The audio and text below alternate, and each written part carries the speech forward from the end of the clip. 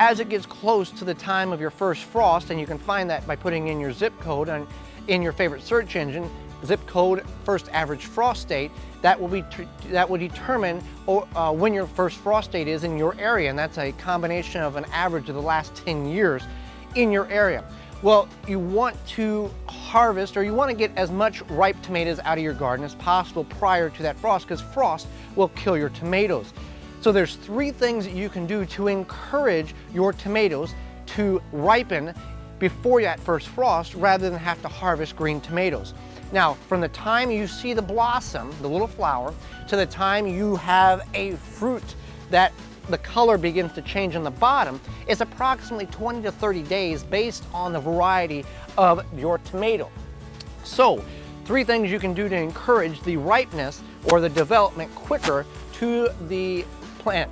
You can take and cut the top portions of your tomato plant off. Just take and so it quits producing vertical growth, and you will see the plant start getting, and what you're doing is you're encouraging the plant to be stressed.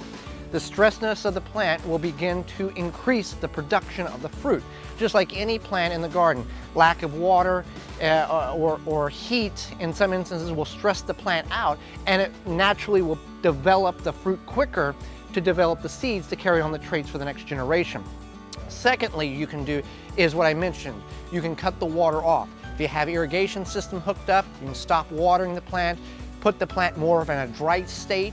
If you have a lot of ambient rain, just normal rain, that's kind of more difficult to perform, but again, you can restrict the water. The third way you can do that, even if you are getting a lot of rain and you're not irrigating your tomatoes, you can simply take a shovel, go about 8 inches away from the plant, and step on the shovel and cut the roots halfway around the plant. Again, this will limit the amount of uptake of water that the tomato plant can do, as well as it will stress the plant out.